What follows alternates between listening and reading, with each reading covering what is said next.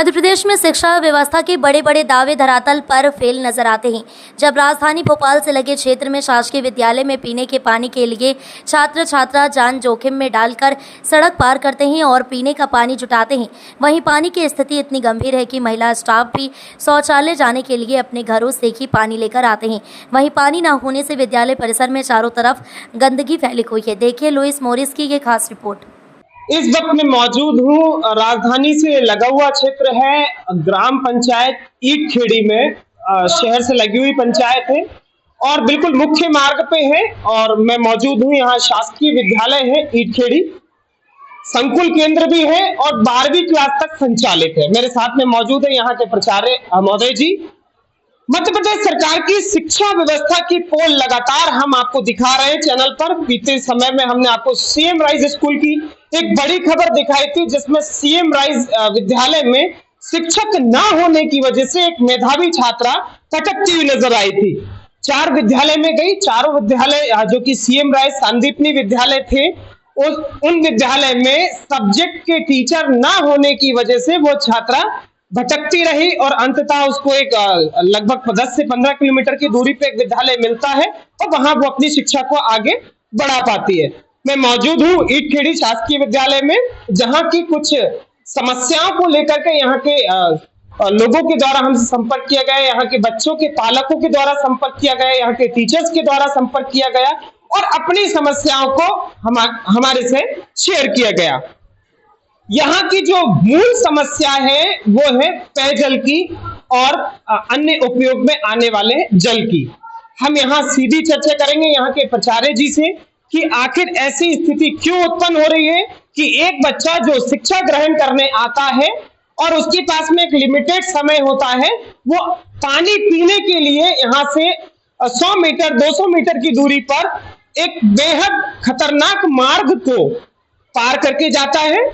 वहां से एक किराने की दुकान से पानी की बोतल को भरता है और फिर पुनः वापस उस खतरनाक सड़क को पार करके विद्यालय परिसर में आता है। मेरे साथ मौजूद है प्राचार्य, हम सीधी चर्चा करेंगे। सर स्वागत है चैनल पर आपका। सर परिचय आपका? मोहम्मद हनीफ, ईटखेड़ी स्कूल में मैं प्राचार्य हूँ। सर हाल ही में जिस प्रकार से अभी आपसे ऑफ कैमरा भी चर्चा हुई है, विद्यालय को यहाँ पर स्थापित हुए कितना समय हो गया इस परिसर? अभी हाल ही में शिफ्ट हुए हैं। बिल्डिंग कंप्लीट हुई भी नहीं थी, लेकिन हम लोगों को शिफ्ट कर दिया गया। बहरहाल हम लोग यहाँ आ गए हैं। थोड़ी बहुत समस्याएं जरूर हैं, धीरे धीरे उनको दूर कर रहे हैं।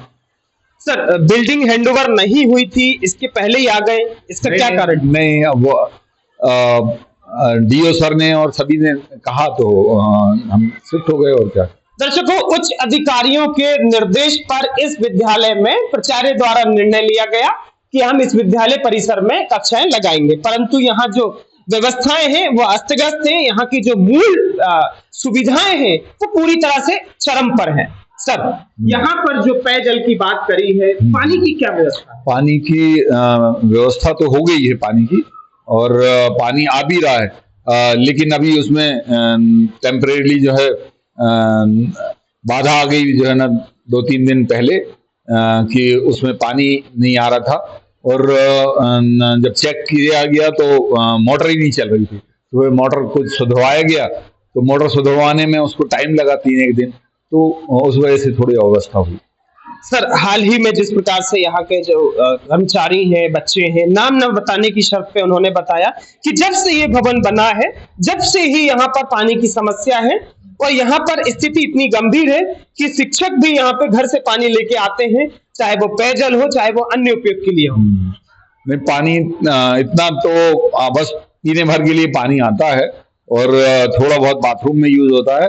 पानी पर्याप्त नहीं आ रहा था, गर्मियां थी, लेकिन अब जब जैसे ही बारिश शुरू हुई है तो पर्याप्त पानी है। वैसे जैसे ही मोटर चलती है तो पानी आ जाता है। सर जिस प्रकार से पीडब्ल्यूडी ने इस भवन को बनाया है, पीडब्ल्यूडी ने जब भवन को हैंडओवर किया था तो आपकी सहमति के बिना तो नहीं हुआ होगा। जब व्यवस्थाएं नहीं थी तो हैंडओवर लेने के समक्ष में कोई पत्र व्यवहार किया गया? हाँ, लिखा गया है उनको कि पानी जो है ना वो प्रॉपर नहीं आ रहा है, कम आ रहा था। गर्मियों में तो बहुत ही कम आ रहा था, तो उस बारे में लगातार उनको लिखा गया। और दूसरी बात हमने डीओ सर को भी लिखा है कि प्राइवेट हम जो है नहीं है तो हम प्राइवेट करा लें उसको, लेकिन अभी हमें कोई जवाब नहीं आया। हाल ही में जिस प्रकार से और अन्य समस्याएं भी हैं, जो विद्यालय परिसर है वो सड़क से जो जुड़ता है, जो मार्ग है वो भी बहुत ही स्थिति खराब है।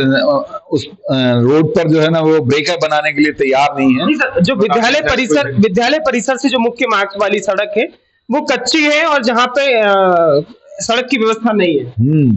सड़क पे जो है ना बस डामरीकरण तो नहीं हुआ है, लेकिन जो गिट्टी डली है बस उसके ऊपर जो है रेत जो बालू आलू डाल दी गई है और थोड़ा सा जो है ना खड़ंजा बना दिया गया है, लेकिन विधिवत रोड कंप्लीट नहीं है। वाकई सही बात है।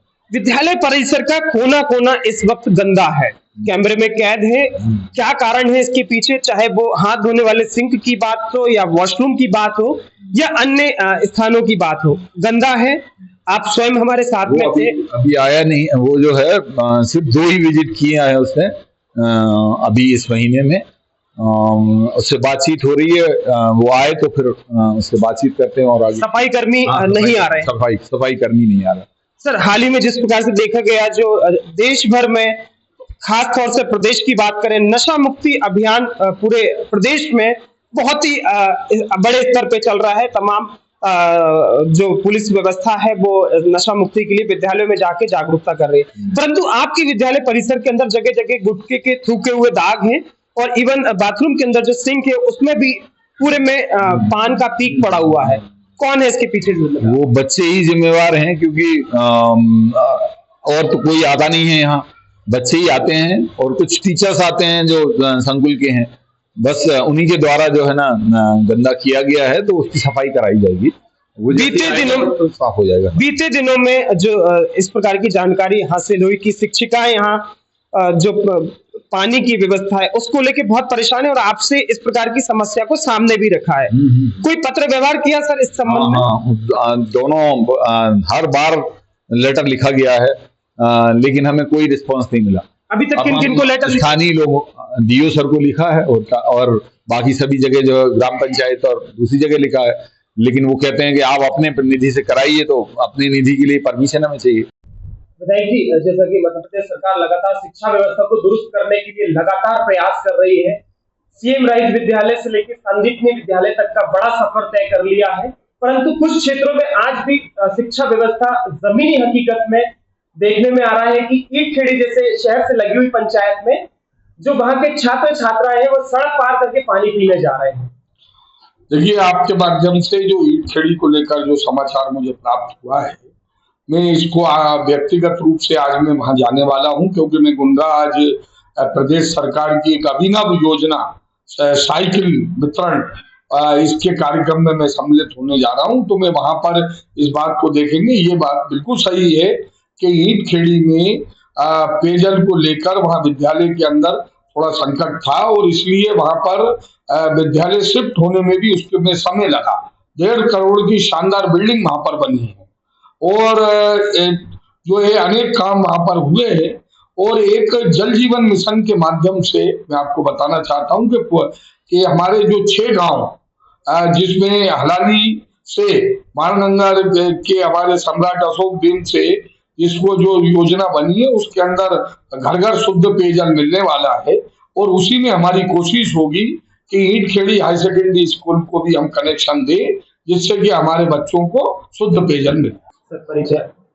मैं एनके अहरवाल, जिला शिक्षा अधिकारी भोपाल।